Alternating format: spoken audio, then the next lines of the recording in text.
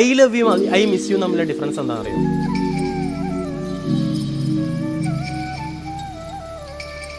പ്രണയിക്കുന്ന സമയത്ത് നമ്മൾ ഏറ്റവും കൂടുതൽ പറയാ ഐ ലവ് യു ആണ്.